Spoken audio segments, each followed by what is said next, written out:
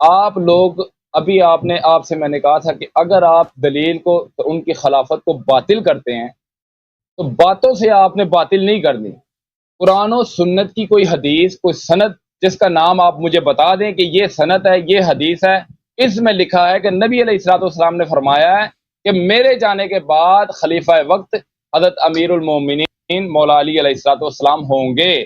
آپ کبھی ساری زندگی یہ ثابت نہیں کر سکتے کہ مولا علی علیہ الصلوۃ والسلام کے من کنتم فہذا علی مولا نبی علیہ الصلوۃ والسلام کا یہ کہنے سے ان تین خلفائے راشدین کی خلافت باطل ہو سکتی ہے. یہ آپ ساری زندگی ثابت نہیں کر سکتے. دیکھیں آپ نے جو خود مان جی لیا بولیں. ہے کہ جی سر بسم اللہ الرحمن الرحیم، آپ نے جو خود مان لیا ہے کہ مولا کا کیا مطلب ہے، یعنی امیر المؤمنین علیہ الصلوۃ والسلام.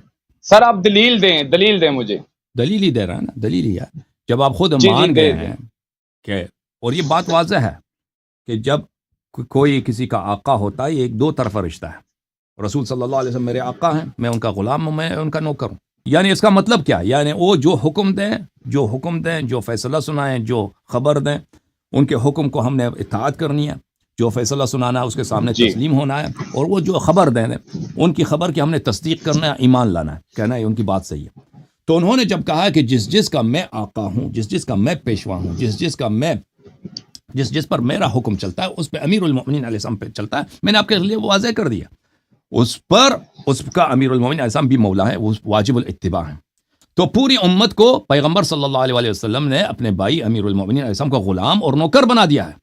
یہ جملہ، کیونکہ مولا ایک ایسا مقام ہے کہ اس کے دو طرف ہوتے ہیں. ایک رشتہ ہے کہ اس طرح نہیں ہے کہ بس ایک ہی مقام ہے، اس کا دوسری طرف سے مقابل نہیں ہے. اس دو طرفے ایک رشتہ ہوتا ہے. ایک آقا کا، اس آقا غلام مانگتا ہے، نوکر مانگتا ہے. تو پورا امت کو انہوں نے ان کا نوکر بنا دیا. اب آپ خود فیصلہ کریں کیا ابو بکر عمر اس امت سے ہیں یا نہیں. اگر اس امت سے ہیں تو ان کا آقا، ان کا پیشوا، ان کا امام، ان کا مولا کہ ان کی عمر کی تعمیل کرنی ہے، وہ کون ہے؟ امیر المؤمنین علیہ الصلوۃ والسلام. پھر آپ نے مجھ سے مطالبہ کیا کہ آپ مجھے حدیث دکھائیں کہ رسول پاک صلی اللہ علیہ وسلم نے کہا کہ امیر المؤمنین اصلا میرے جانشین ہیں.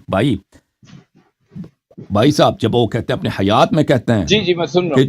جس کا میں آقا ہوں، جس کا میں آقا ہوں وہ امیر المؤمنین علیہ السلام اس کے آقا ہیں. تو یہ واضح طور پر ہے کہ یہ رسول امیر المؤمنین علیہ الصلوۃ والسلام کے پاس وہی صلاحیت ہے کہ واجب الاتباع، واجب الطاعہ ہونے کی، جو رسول پاک صلی اللہ علیہ وسلم کا ہے کیا ہے. اور امت قیامت تک امت کے فرد پر واجب ہے کہ ان کے اتباع کریں.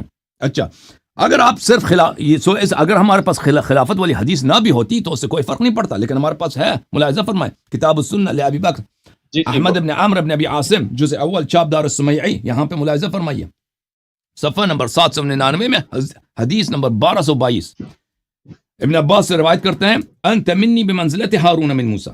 رسول پاک صلی اللہ علیہ وآلہ وسلم نے قال لعلی، علی علیہ السلام سے کہا کہ آپ کا منزلت وہی ہے جو ہارون کو، مجھ سے وہی منزلت ہے جو ہارون کو موسیٰ سے تھا. اور ہارون بنص قرآن کریم اخلفنی فی قومی، ہارون موسیٰ کا خلیفہ تھا.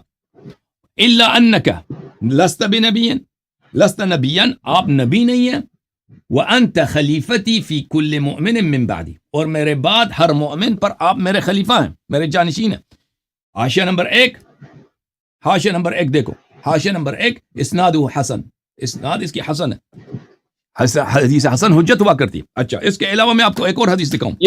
جی بھائی سنائیں دوسری حدیث. جی، ایک کتاب ہے المصنف فی الاحادیث والآثار، جز نمبر 6، ابن ابی شیبہ کوفی جو بخاری اور مسلم کے استاد ہیں، ان کی کتاب ہے. چاپ دار التاج، کتاب چھپی ہے سن 1989 میں، حدیث نمبر 31679 میں. صفحہ نمبر کیا ہے؟ صفحہ نمبر ہے 309 میں. عن زید بن ثابت قال رسول اللہ صلی اللہ علیہ وآلہ وسلم انی تارک فیکم الخلیفتین، میں تمہارے درمیان دو جانشین کو چھوڑ کے جا رہا ہوں اپنے بعد، کتاب اللہ و عطرتی، ایک کتاب اللہ اور دوسری میرے عطرت کون ہے؟ اہل بیتی. وَإِنَّهُمَا لَن يَفْتَرِقَا حَتَّى يَرِدَ عَلَيَّ الْحَوْض، اور یہ ایک دوسرے سے کبھی الگ نہیں ہوں گے، قرآن عطرت سے، عطرت قرآن سے، جب تک یہ حوض کوثر پہ مجھ پہ وارد نہ ہو جائیں. اچھا، آپ کے خدمت میں عرض کریں اسی حدیث کو مسند احمد بن حنبل میں، چاپ مؤسسۃ الرسالہ، اس کتاب کے محقق ہیں شیخ شعیب الارناؤط جو کٹر قسم کے وہابی تھے، وہ دنیا سے چلے گئے. جز نمبر 35، چاپ مؤسسۃ الرسالہ. یہاں پہ ملاحظہ فرمائیے صفحہ نمبر 456 میں زید بن ثابت سے وہی سند ہے.